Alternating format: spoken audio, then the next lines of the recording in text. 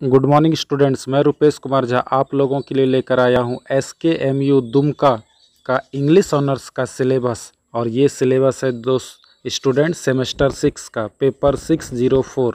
तो ये एक ड्रामा है स्टूडेंट्स। इस ड्रामा का नाम है ए डॉल्स हाउस। तो ये क्या है, एक ट्रेजिडी है। ट्रेजिडी यानी इस ट्रेजिडी का नाम क्या है, डॉल्स हाउस। तो ट्रेजिडी का मतलब क्या होता है स्टूडेंट्स कि दुखद घटना, जब कोई दुख के साथ अंत हो तो उसको हम लोग क्या कहते हैं, ट्रेजिडी कहते हैं, या इसको हम लोग प्रॉब्लम प्ले भी कहते हैं। तो इसको बेसिक रूप से माना जाए तो ट्रेजिडी नहीं कह के हम लोग क्या कहेंगे, प्रॉब्लम प्ले। तो ये डॉल्स हाउस जो है, ये प्रॉब्लम प्ले जो है, इसको रिटर्न लिखा किसके द्वारा, हेनरिक इब्सन। तो हेनरिक इब्सन जो है बहुत बड़े आपका ड्रामाटिस्ट हैं अपने लाइफ का। इसके जैसा ड्रामाटिस्ट आपको बहुत देखने को मिलेगा, जैसे विलियम शेक्सपियर हैं, लेकिन ये हेनरिक इब्सन जो है प्रॉब्लम प्ले में बहुत ही फेमस ड्रामाटिस्ट हैं स्टूडेंट्स। तो अब मैं इसके बारे में थोड़ा सा आपको डिटेल बताता हूँ। तो सबसे पहले मैं हेनरिक इब्सन के बारे में आपको डिटेल बताता हूँ। तो सबसे अब मैं बता रहा हूँ आपको बायोग्राफी किसका बता रहा हूँ, हेनरिक इब्सन का। तो देखिए हेनरिक इब्सन क्या है मैं बताता हूँ। तो सबसे पहले मैं बता दूँ कि ये डॉल्स हाउस जो है ये 3 एक्ट प्ले है, याद रखिएगा। ये डॉल्स हाउस जो है ये क्या है स्टूडेंट, 3 एक्ट प्ले यानी 3 एक्ट का ये नाटक है। याद रखिएगा, पूछता ऑब्जेक्टिव क्वेश्चन में कि ये dolls house is a dash act play. तो 1 act play, 2 act play, 3 act play, 4 act play. तो आपको याद रखना है कि ये डॉल्स हाउस जो है वो क्या है, 3 एक्ट प्ले है। ये याद रखिएगा आप लोग। अब सबसे पहले हम लोग थोड़ा सा हेनरिक इब्सन के बारे में जान जाते हैं, बायोग्राफी उसके बारे में जान जाते हैं हेनरिक इब्सन के बारे में। तो हेनरिक इब्सन का जन्म हुआ था, Henrik Ibsen was born on 20 March 1828। यानी हेनरिक इब्सन का जो जन्म हुआ था 20 मार्च 1828 को हुआ था। कहाँ हुआ था स्टूडेंट्स, इसकी नॉर्वे में हुआ था।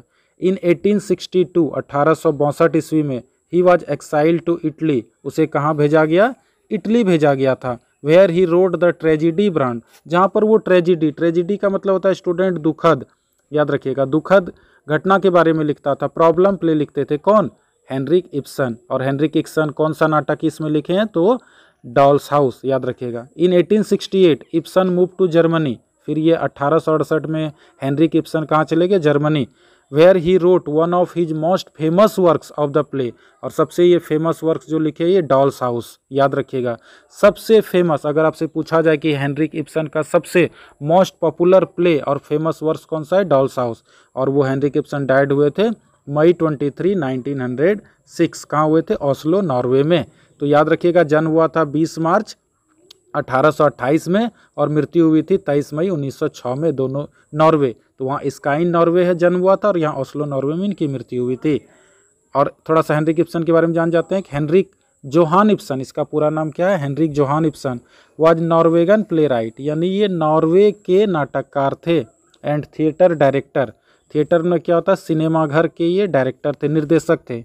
As one of the founders of modernism, ये आधुनिक वाद के फाउंडर निर्माता थे इन थिएटर सिनेमाघर में। और इब्सन इज ऑफर्ड referred as the father of realism. तो ये बहुत ही इंपॉर्टेंट है, फादर ऑफ रियलिज्म किसको कहते हैं हम लोग, हेनरिक इब्सन को। तो याद रखिएगा फादर ऑफ रियलिज्म किसको कहते हैं, हेनरिक इब्सन को, बहुत इंपॉर्टेंट है। And one of the most influential play rights of his times. अपने समय का यानी 19th सेंचुरी का अगर सबसे कोई फेमस प्ले राइट नाटककार थे तो वो कौन थे, हेनरिक इब्सन। और हेनरिक इब्सन पॉपुलर थे प्रॉब्लम प्ले के लिए। और एक प्रॉब्लम प्ले आप लोग पहले भी पढ़ चुके होंगे, कैंडिडा। तो वो भी प्रॉब्लम प्ले था किसका, GB शॉ का, जॉर्ज बर्नार्ड शॉ का। तो शॉर्ट में अब दे दिया कि बॉर्न कब हुआ था हेनरिक इब्सन का, 20 मार्च 1828 ईस्वी को। कहाँ हुआ था, स्काइन म्यूनिसिपैलिटी नॉर्वे में। और डाइड हुआ था 23 मई 1906 ईस्वी को। ये कब हुआ था, ओस्ले नॉर्वे में। यानी इसका जो तिथि है जन्म का, ये कितने साल तक ये जिंदा रहे, तो 78 ईयर्स। याद रखिएगा कितने साल तक ये जिंदा रहे, 78 ईयर्स।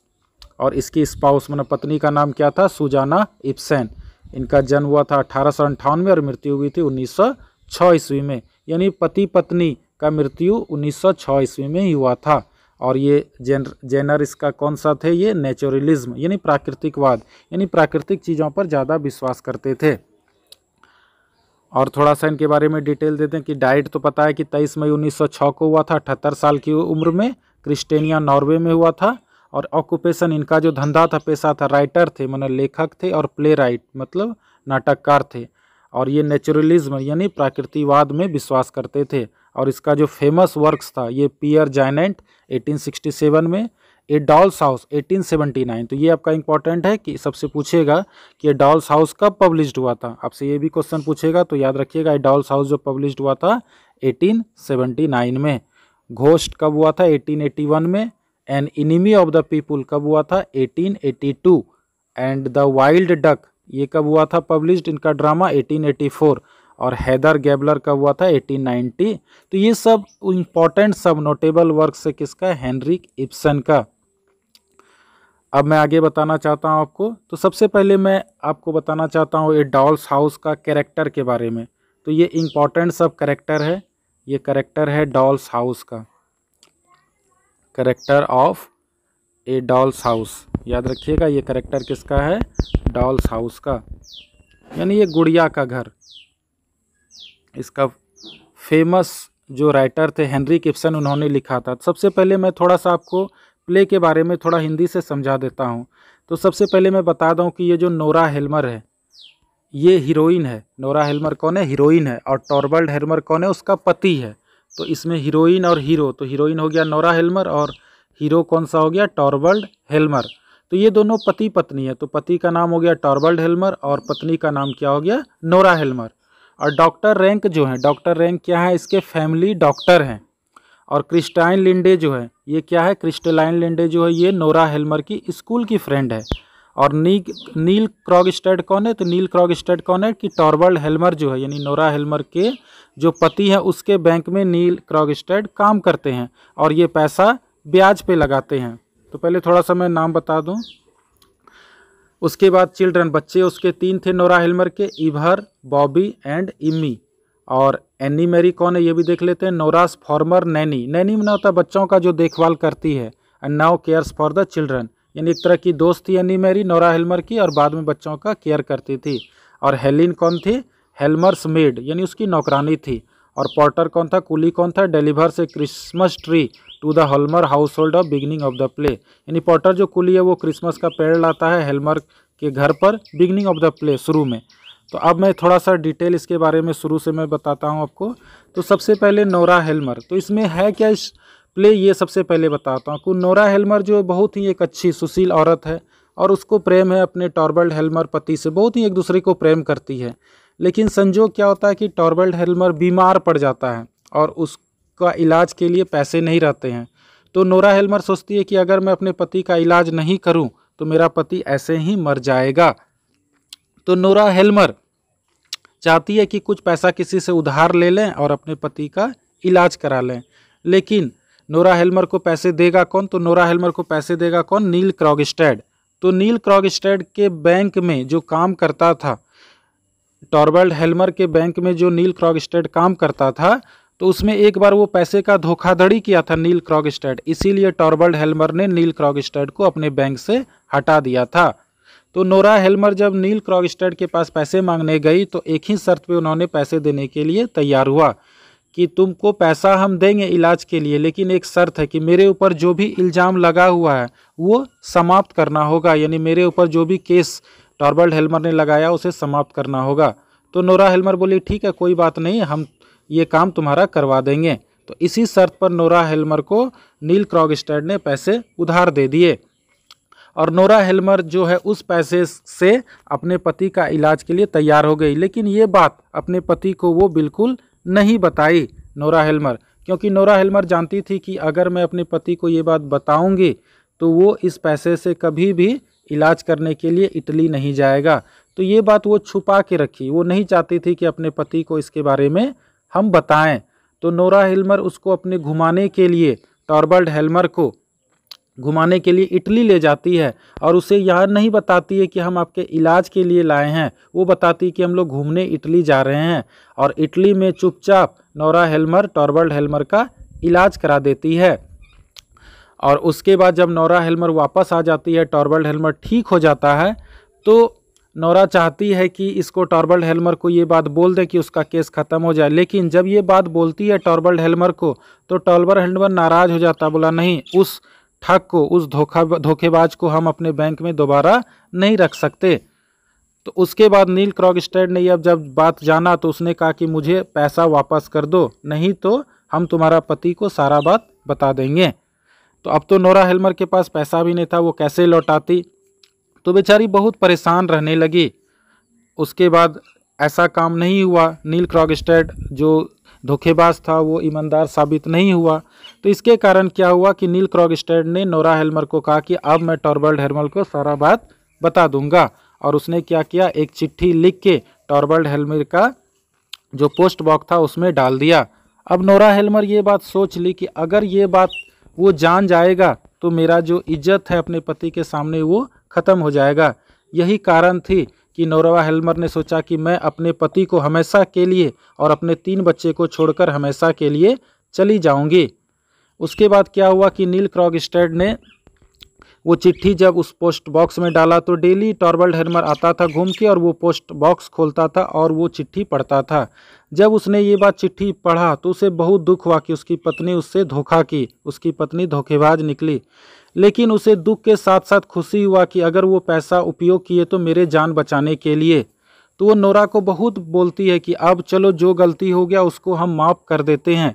लेकिन नोरा हेल्मर सोचती है कि नहीं, जो विश्वास, जो प्रेम मेरे पति को मेरे ऊपर था, अब वो प्रेम में कहीं ना कहीं कोई दाग आ गया है। इसलिए नोरा हेल्मर ने ये बात फाइनली सोच ली कि अब मैं अपने पति के साथ बिल्कुल नहीं रहूँगी और अपने पति को ये कसम दे दी कि आप मेरे पीछे कभी नहीं आइएगा, मैं कहाँ जा रही हूँ, क्या करूँगी, इसके बारे में मैं आपको कुछ नहीं बताऊँगी। टॉरबल्ड हेल्मर बहुत रिक्वेस्ट करता है नोरा हेल्मर से कि तुम मेरे पास रह जाओ, हम तुमसे बहुत प्रेम करते हैं, तुम्हारे बिना हम नहीं रह सकते। लेकिन नोरा हेल्मर कहती है कि नहीं, हम आपके पास तब तक थे जब तक आप हम पे विश्वास करते थे, लेकिन अब आपके दिल में ये ज़रूर संदेह होगा, ये खोट होगा कि मेरी पत्नी ने हमसे धोखा की है। और यही कारण है कि मैं आपको और अपने 3 बच्चों को छोड़कर हमेशा के लिए जा रही हूं। और एक कंडीशन कि आप मेरा कभी पता नहीं लगाइएगा कि मैं कहां जा रही हूं और क्या करूंगी। यही मैं आपसे वादा करती हूं। अगर आप हमसे सच्चा प्यार करते हैं तो आप हमसे ये सब सवाल मत पूछिए। और वो अपने पति को और अपने बच्चों को हमेशा के लिए छोड़ के घर से चली जाती है। यही एक छोटी सी बात, कोई बड़ी बात नहीं थी। टॉरबल्ड हेल्मर सारा बात स्वीकार किया और उसको माफ़ भी कर दिया, लेकिन नोरा हेल्मर इस बात को नहीं मानी और वो हमेशा के लिए घर छोड़कर चली गई। तो ये स्टूडेंट्स था आपका प्रॉब्लम प्ले ए डॉल्स हाउस। इसी के बारे में मैं थोड़ा सा आपको करेक्टर के बारे में थोड़ा डिटेल बताता हूँ। नोरा हेल्मर कौन थी? Wife of Torvald Helmer, mother of 3 यानी 3 बच्चे की माँ थी। Living out the ideal of the 19th century wife यानी 19वीं सदी की ये पत्नी थी। But leaves her family at the end of the play. तो मैंने बता ही चुका हूँ कि अंत में वो अपने पति को छोड़कर और अपने परिवार को छोड़कर, परिवार में कौन कौन थे, उनके 3 बच्चे थे और अपने पति को वो छोड़कर चली गई। दूसरा करेक्टर है टॉरबल्ड हेल्मर। तो याद रखिएगा ये hero of the play A dolls house का अगर हीरो कौन है तो टॉरबल्ड हेल्मर है। और नोरा हेल्मर कौन है? हीरोइन है। पत्नी का नाम हो गया नोरा हेल्मर और टॉरबल्ड हेल्मर हो गया पति का नाम। तो टॉरबल्ड हेल्मर के बारे में बता देता हूं कि नोरास हस्बैंड, ये नोरा हेल्मर के पति थे। ये न्यूली प्रोमोटेड बैंकर यानी इसका हाल फिलहाल में नौकरी लगा था बैंक में। सफोकेट्स, दम घुटता था, but professes to be enamoured his wife, उसका दम घुटता था लेकिन वो अपनी पत्नी से बहुत ही ज़्यादा इनॉर्म्ड मतलब बहुत ही ज़्यादा मोहित था, अपनी पत्नी से बहुत प्रेम करता था और बैंक में जॉब करता था। तीसरा था doctor rank, rich family friend, ये धनी परिवार से और दोस्त था। Who is secretly in love with Nora. और डॉक्टर रैंक जो था वो फैमिली डॉक्टर था, किसका? टॉरबल्ड हेल्मर और नोरा हेल्मर का। लेकिन वो सीक्रेटली लव मैंने चुपचाप ही प्रेम करता था, किससे? नोरा हेल्मर से। ही इज टर्मली इल, बोलता वो बीमार रहता था, मूर्छित था, बहुत ही ज़्यादा उम्र होने के कारण वो बीमार रहता था। And it is implied that his tuberculosis of the spine, और रीढ़ की हड्डी में उसे टीबी का बीमारी था। किसको? डॉक्टर रैंक को। Originates from A venereal disease contracted by his father, और ये बीमारी उसको अपने पिता से ही धरोहर के रूप में मिला था। तो आपसे पूछेगा कि डॉक्टर रैंक कौन था डॉल्स हाउस में, तो बता दीजिएगा कि ये फैमिली डॉक्टर था। किसका? नोरा हेल्मर का, टॉरबल्ड हेल्मर का। कौन सीक्रेटली प्रेम करता था नोरा हेल्मर से? तो डॉक्टर रैंक करता था। नेक्स्ट आपका क्रिस्टाइन लिंडे, तो नोरास ओल्ड स्कूल फ्रेंड, बोलता है नोरा की पुराने स्कूल की ये दोस्त थी, विडो विधवा थी, सीकिंग एम्प्लॉयमेंट काम की तलाश में घूम रही थी और वो चाहती थी कि नोरा उसका कोई काम लगा दे क्योंकि उसका हस्बैंड जो टॉरबल्ड हेल्मर था वो बैंक में काम करता था। नेक्स्ट है नील क्रॉगस्टेड, यही विलन है, गुंडा है। नील क्रॉगस्टेड एम्प्लॉयड ए टॉरबल्ड्स बैंक, टॉरबल्ड के बैंक में काम करता था, सिंगल अकेला था, शादी नहीं किया था। फादर पुश टू डेस्परेशन, बोलता उसके पिताजी उसे धकेल दिए थे, हटा दिए थे। ए सपोज्ड स्कॉन्ड्रल न भगोड़ा था ये। He is revealed to be a long lost lover of Kristine, और वो धीरे धीरे उसको क्रिस्टाइन लिंडे से प्यार हो गया। तो क्रिस्टाइन लिंडे कौन थी? क्रिस्टाइन लिंडे कौन थी? ये आपका नोरा हेल्मर की स्कूल की फ्रेंड थी और वो भी विधवा थी, विडो थी, और धीरे धीरे एक दूसरे को प्रेम हो जाता है। चिल्ड्रन, बच्चे, बच्चे कौन थे? इभार, बॉबी एंड इम्मी, ये 3 बच्चे किसके थे? नोरा हेल्मर और टॉरबल्ड हेल्मर के। एनी मैरी, एनी मैरी कौन है? नोरास फॉर्मर नैनी, ये मैंने पहले बता चुका हूँ कि उसकी दोस्त थी। Now cares for the children, बच्चे का देखभाल करती है। हेलेनी कौन थी? हेल्मर्स मेड, यानी हेल्मर जो नोरा हेल्मर की थी वो नौकरानी थी। और पॉटर कौन था? Delivers a Christmas tree to the Helmer household at the beginning of the play, यानी नाटक के शुरुआत में ही वो क्रिसमस पैंड लेके आता है। तो स्टूडेंट ये बहुत ही इंपॉर्टेंट, VBI आपका ये डॉल्स हाउस जो हेनरिक इब्सन अपने जीवन में बहुत नाटक लिखा, बहुत प्ले लिखा, लेकिन सबसे बेस्ट अगर मास्टरपीस कहिए, आउटस्टैंडिंग कहे, फेबुलस कहे, स्प्लेंडिड कहे, ऑसम कहे, जो भी कहें वो भी कम पड़ जाएगा। कहते ना कि the beauty of his talent in writing skills of problem play can not be expressed in word, कि इसका शब्दों में हम लोग बयान नहीं कर सकते कितना अच्छा ये प्रॉब्लम प्ले। देखिए स्टूडेंट, ये इमेजिनेशन था, काल्पनिक था, लेकिन कितना अच्छा प्रॉब्लम प्ले था। तो इसके बारे में मैं आपको डिटेल से पूरा स्टोरी भी बताऊंगा, पूरा प्ले बताऊंगा, और एक एक करके कैरेक्टर ऑफ नोरा हेल्मर कैसे आप एग्ज़ाम में लिखिएगा। 15 मार्क्स का आपका क्वेश्चन आएगा, क्या क्या क्वेश्चन आएगा, कैसे आएगा, क्या आपको लिखना है, वो सारा मैं आपको बताऊँगा नेक्स्ट वीडियो में। मैं रुपेश कुमार झा आप लोगों से मिलूंगा अगले वीडियो में। कैरेक्टर ऑफ नोरा हेल्मर, फिर टॉरबल्ड हेल्मर, फिर उसका आपको डिटेल प्ले बताएंगे, फिर ऑब्जेक्टिव क्वेश्चन बताएंगे। इस तरह आपका जो सिलेबस है SKMU दुमका और भी जितने यूनिवर्सिटी हैं जिसमें आपका ये डॉल्स हाउस चलता है, उसका सारा मैं सिलेबस कवर अप करूँगा। अगर आप मेरे चैनल से अभी तक नहीं जुड़े हैं इंग्लिश क्लासेस गोड्डा से, तो आप जुड़ जाइए। आपको आने वाली जितनी भी वीडियो की नोटिफिकेशन होगी वो आपको समय समय पर मिलते रहेगी। तो स्टूडेंट्स, कोरोना वायरस का समय चल रहा है, 31 अगस्त तक लॉकडाउन है, तो आप लोग घर में बने रहिए। और कृष्णाष्टमी के शुभ अवसर पर कोरोना का वैक्सीन भी बन चुका है रूस में, तो आप लोग से मैं आग्रह करूँगा कि आप लोग घर में रहें, सुरक्षित रहें। मैं रुपेश कुमार झा आप लोगों से मिलूँगा अगले वीडियो में अगले कैरेक्टर के साथ। नोरा हेल्मर जो बहुत ही ज़बरदस्त कैरेक्टर है ये डॉल्स हाउस में, उसके बारे में मैं आपको डिटेल बताऊंगा। तो आप हमारे चैनल से बने रहिए। धन्यवाद।